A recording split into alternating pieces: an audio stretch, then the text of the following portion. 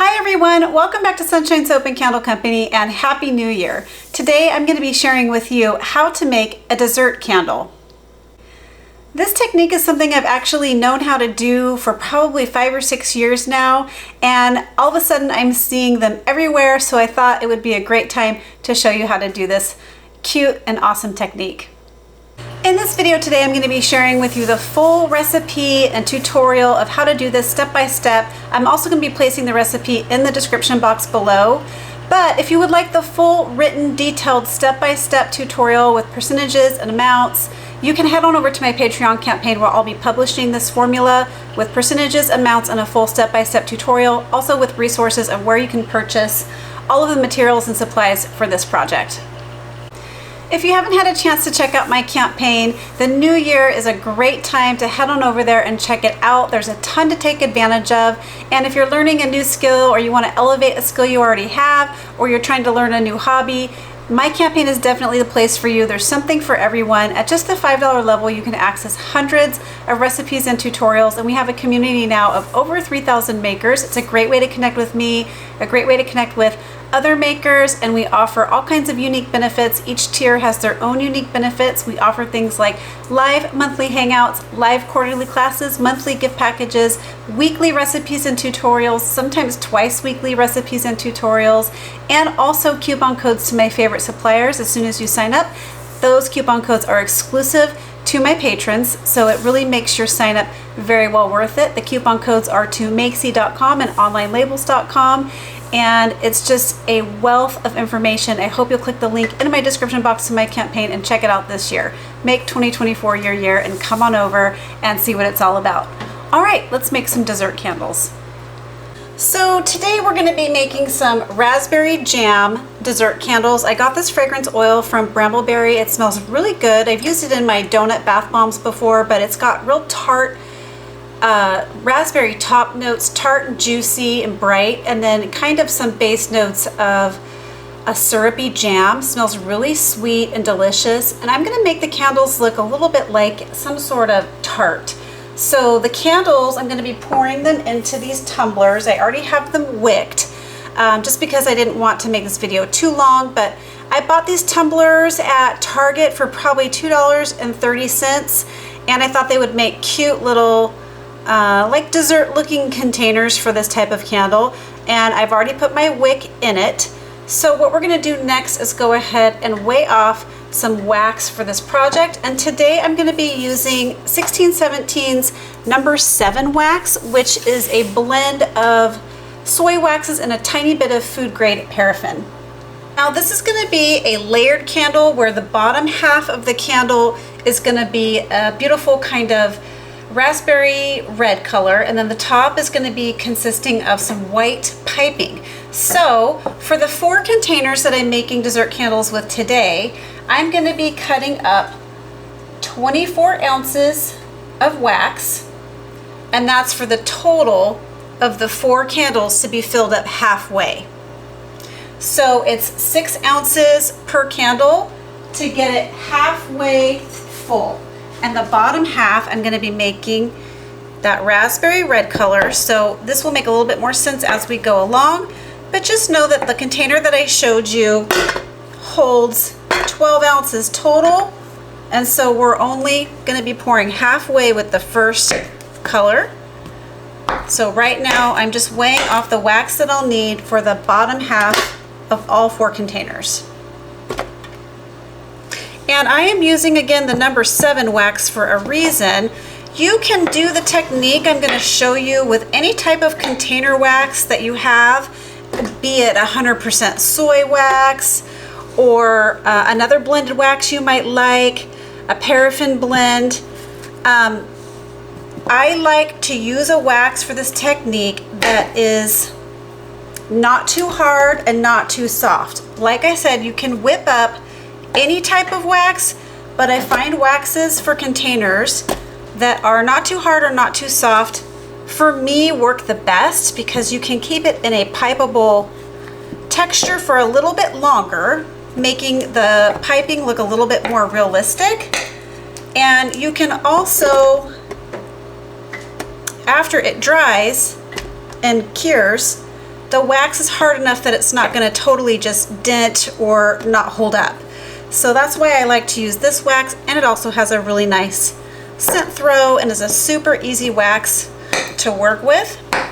So when we get to the piping part, I'll definitely be sharing with you how to do that, and the technique can apply to any type of wax.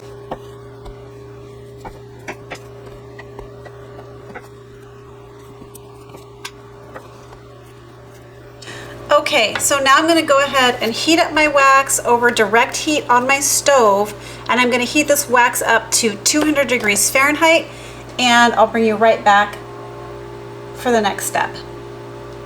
Okay, so we are melted now, and everything is right at 203 degrees, which is perfect.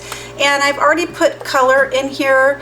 I'm going to show you that in just a second after I add the fragrance oil. So I'm now adding in 2.4 ounces of the raspberry gem fragrance oil to 24 ounces of melted wax. That's a 10% fragrance load. It's okay if you use a little bit more. You just want to do your own testing. You can go up to 12% fragrance load with this particular wax, but this is a very strong fragrance, so we won't need to be doing that.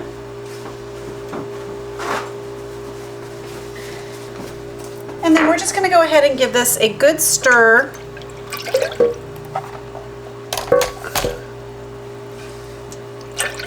Oh, it smells so good already. This fragrance oil is just really good all the way around. Another really good candle fragrance oil from Brambleberry that I've had really great success with is the actual fragrance that they have that's called Brambleberry. This is reminiscent of that fragrance to me, and they both work wonderfully in candles. So everything is now mixed up. I wanted to show you real quick what I did for the color.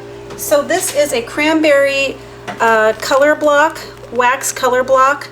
I've had this for years and years. I probably got it from Sierra Candles, and the reason I'm using this one is because it had more of a raspberry color to it than a straight red candle dye, and you can add a little bit more of the color block.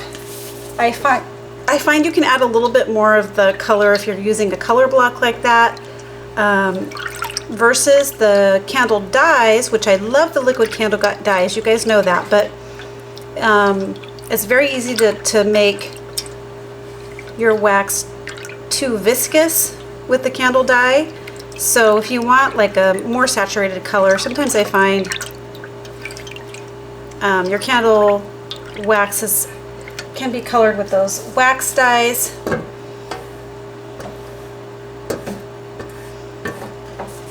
Okay, so next we're just going to go ahead and pour each of these little tumblers about halfway up. I'm just going to eyeball this part. It doesn't have to be perfect. Okay, we're just going to go ahead again and pour these little tumblers about halfway up.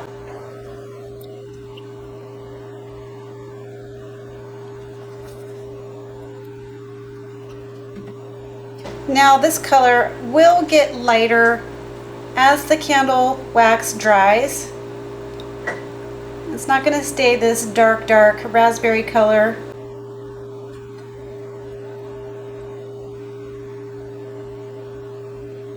Okay, I've got a little bit. I'm just going to go ahead and top these off.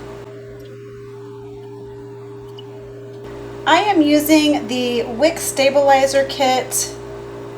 This little kit that I have here that holds the wick in place.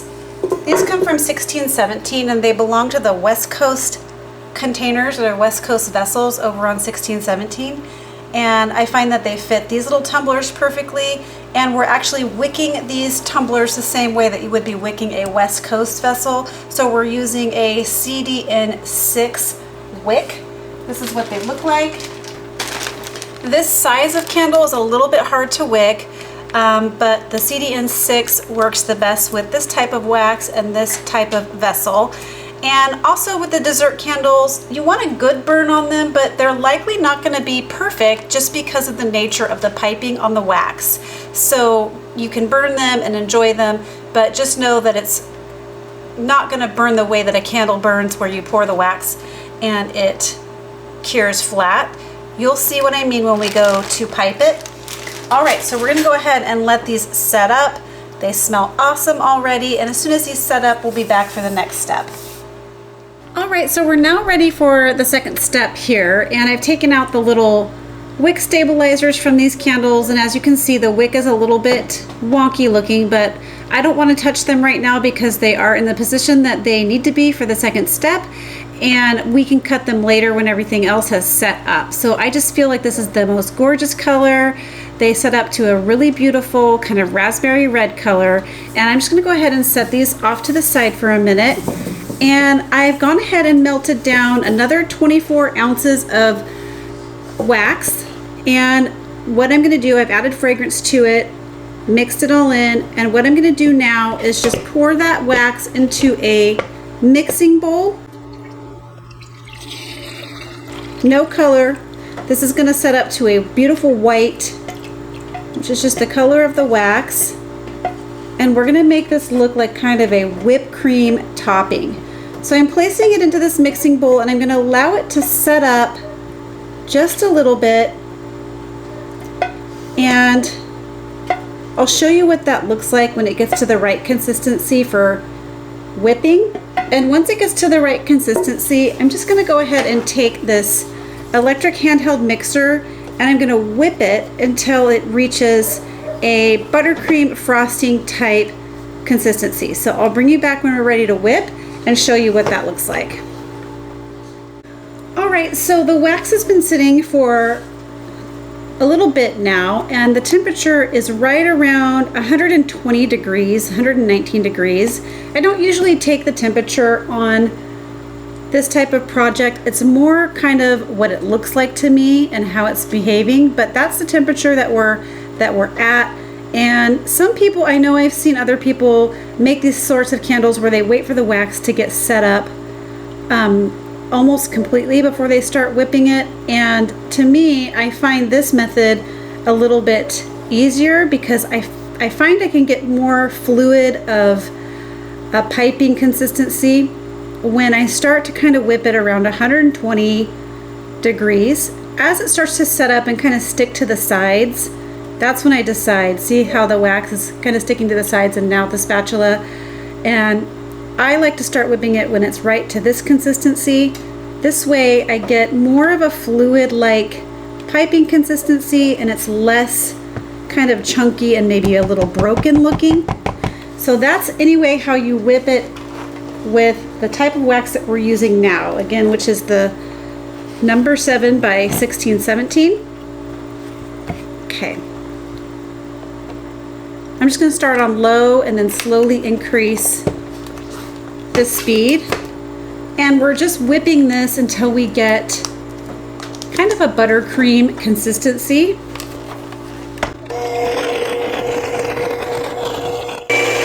So as you can see, the wax is taking on a little bit more of an opaque look, stopping every few minutes here to go ahead and scrape down the sides.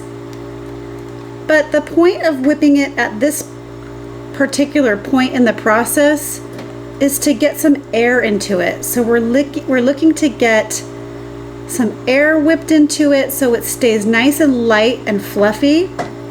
And it's kind of funny because you don't think candle wax can necessarily be whipped, but if you really look at what it's made out of, which is just pure fat, it does make sense that you can whip it up just like you would a frosting. The difference is this becomes much harder as it cools. So I'm just scraping down the sides. The wax is cooling. I'm incorporating air into the mixture. And I'm going to go ahead and resume my whipping.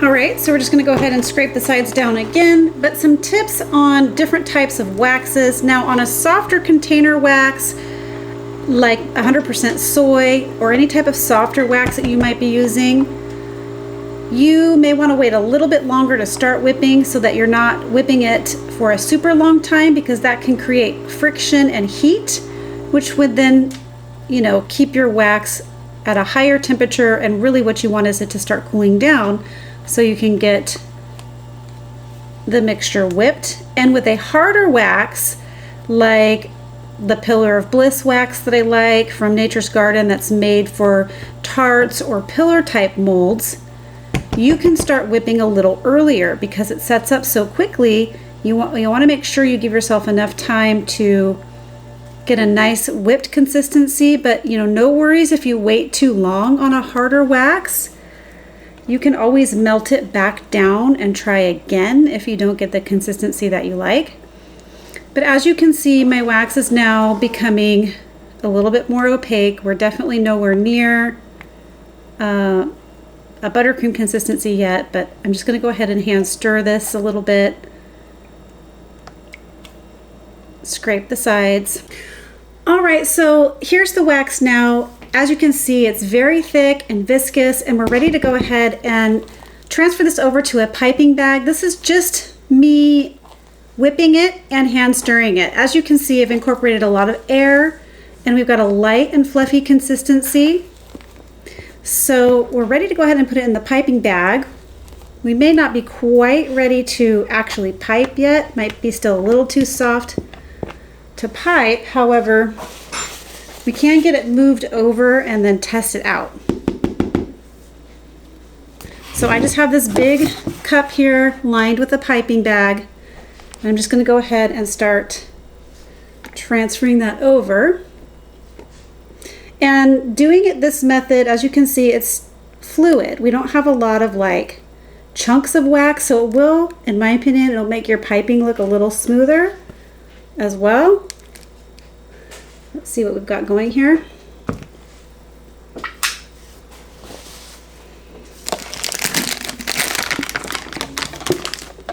Okay.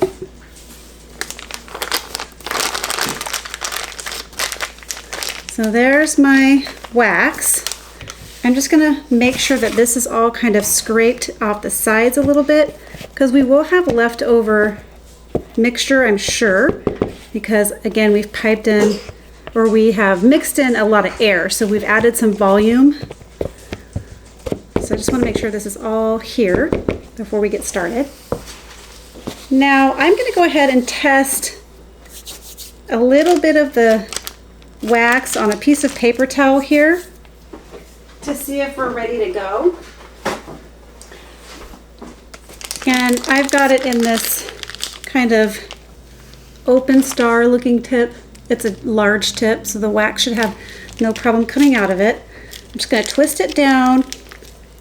Okay, so I can tell you right now it's a little too thin to pipe because it's coming out. We're just going to wait maybe just a minute or two before we begin piping into the candles. I'll be back when we're ready to do that. All right, so we're ready to go ahead and start piping. So this is all what we're gonna do. I'm gonna go ahead and get my little container. I'm just gonna go around the edges of the glass at this point. Just making an up and down motion.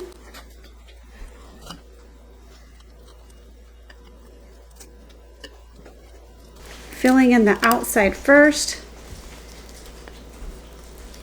and then moving in towards the wick. And then I'm just going to layer it until we get it as high as we like it. So this just looks like I'm layering some whipped cream. Some people get really creative and they actually will put like a crumble between the whipped cream layer and the base layer. The crumble is a whole other process. Maybe some of you are familiar with how to make that. It's a time-consuming and a little bit of a tedious process. However, if you can get your crumble or like your crust pieces, your little crumbly crust made ahead of time, it really wouldn't be that bad.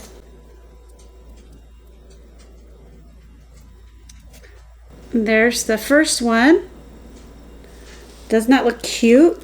So all I'm going to do is place some of these raspberry embeds that I made. These I made with Pillar of Bliss wax. This is a tart blend, or a blend that you would use for a pillar. Something that you can take out of a mold. That's what that type of wax is used for. So I poured it into a little raspberry silicone mold that I got from vanulay.com. And they just look like such realistic little pieces of fruit. So there's number one, looking super cute. So cute. We're gonna go ahead and let that set up. But as you can see, I moved the wick around as I was working to try to keep it center, but also where it needs to be after you pipe. And we're just going to continue to fill up these candles.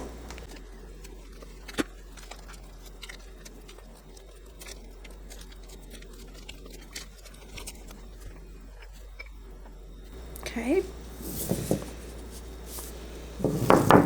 And last one.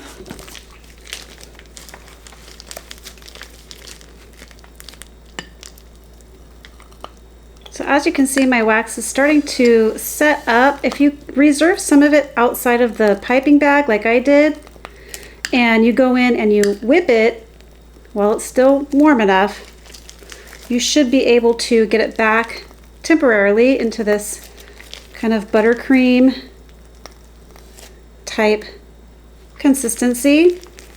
It does get tricky when it starts to set up in the bag.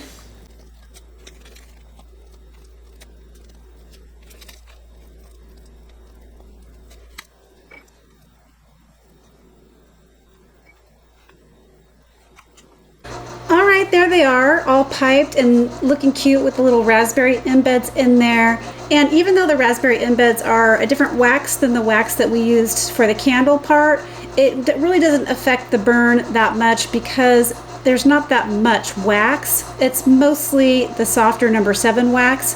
So I'll show you how they burn too, just so you can get a little bit of an idea. And before, we're gonna let these wicks, we're gonna let everything set up really good before we trim the wicks. I've got another little piece here I just want to fill in, and then I'm going to put in, I do have extra piping like I said earlier. You can just allow this to set up in the bag and, you know, later just remove it from the bag and put it in another Ziploc bag and then clean out your piping tip. Just allow it to set up in there. So all I'm going to do is take a little bit of the Super Sparkles Enviro Glitter from Nurture Soap, and I'm going to go ahead and top these candles with a little bit of that, making sure to get a little bit on those raspberries.